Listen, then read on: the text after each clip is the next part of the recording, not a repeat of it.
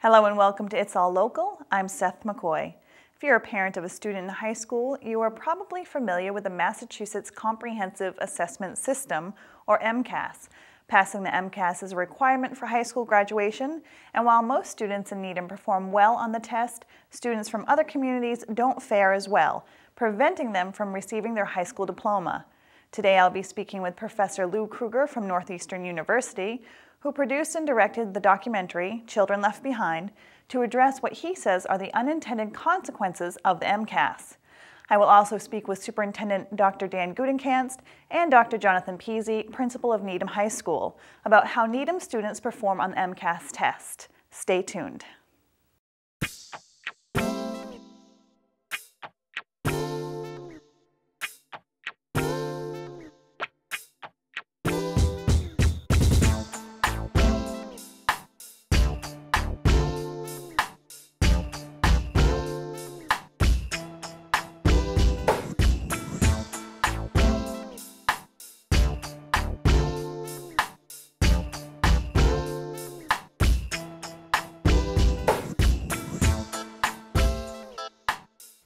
And we're back with Professor Kruger, Director of the School Psychology Program at Northeastern University. Professor Kruger, welcome to It's All Local. Thanks. It's a pleasure to be here today.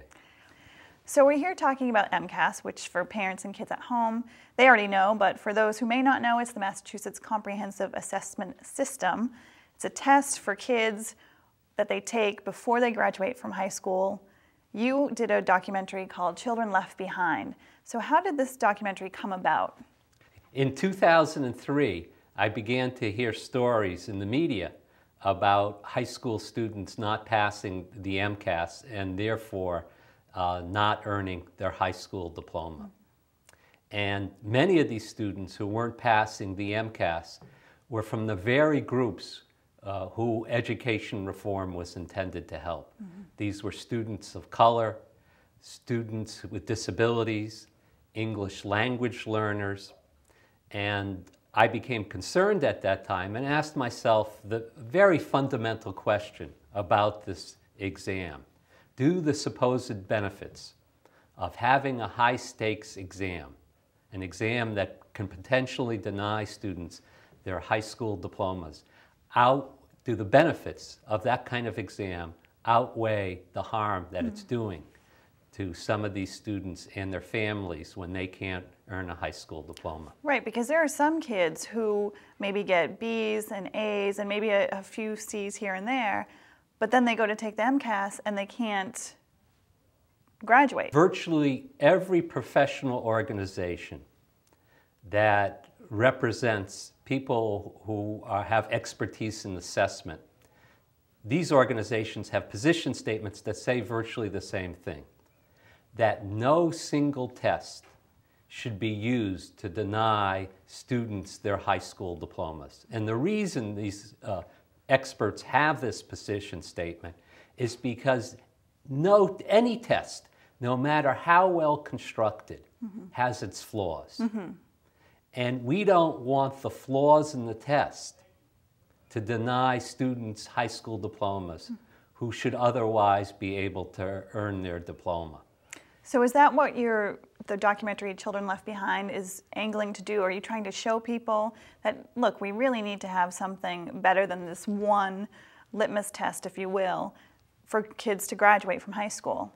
Yes, the assessment experts recommend that we use multiple measures, not rely on one single test to assess what a high school student knows and therefore whether he or she should earn a high school diploma. And when you use multiple assessments, every assessment, as I mentioned before, has its shortcomings. And so use multiple measures, they can compensate for each other's weaknesses. And you get a broader picture, a broader understanding of that student's function and a more accurate one. Why do you think some students will do well in the classroom, but when they go to take the test, for whatever reason, they just don't perform well? Well, this is an excellent question. And the MCAS has many multiple choice questions. And some people have difficulty with multiple choice questions. We know, for example, anxiety has a significant impact on approximately 20% of students. And most students who fail the MCAS, in fact, almost 80% that fail the MCAS in high school miss a passing score by only 1 or 2 items. So something like anxiety can easily cost the student a passing score on the MCAS. I want to take a look at one of the clips from the documentary. This is of a student named Astrid, and we'll see how emotional this event was for her. So let's take a look at the clip. Astrid is one of the intended beneficiaries of education reform. She attended high school in Brockton, Massachusetts. 40% of Brockton's high school freshmen leave school before they graduate. Why are we taking this test?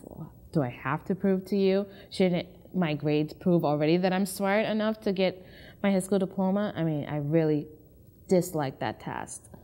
And I mean, every time I had to take it, there was no hope for me. I just didn't like it. I never took that test with a net positive feeling or positive thinking. During high school, I was I had a couple friends that were in the same situation as me, and they decided to drop out of high school.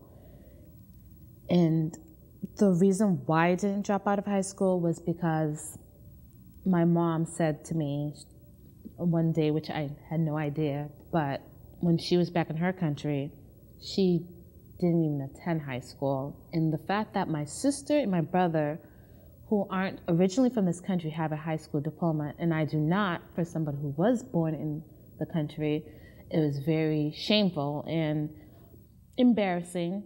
My mom said that, this is your graduation, and even though you didn't pass the MCAS and didn't get your diploma, you should still go. But I was very strong-minded and said I would not go until, I passed the MCAS.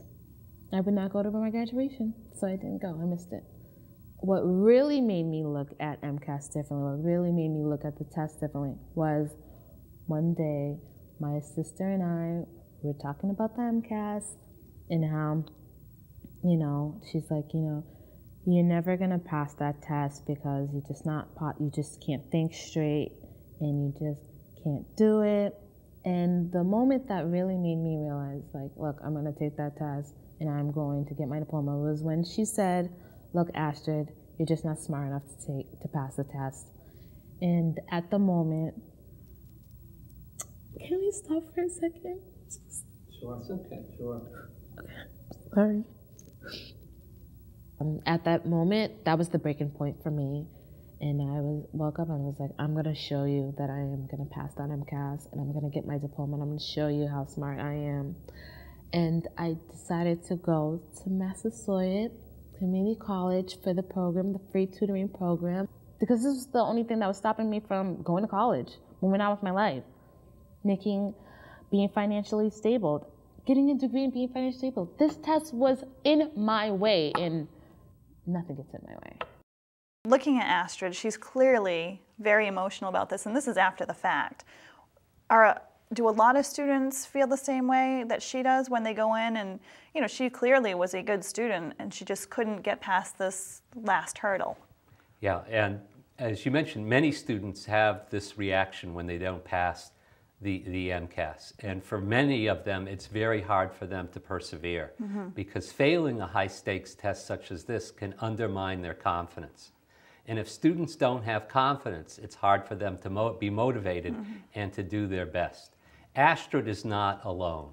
Each year in Massachusetts, there are 2,500 to 3,000 high school seniors who do not earn their diploma along with their cohort group because they haven't passed the MCAS.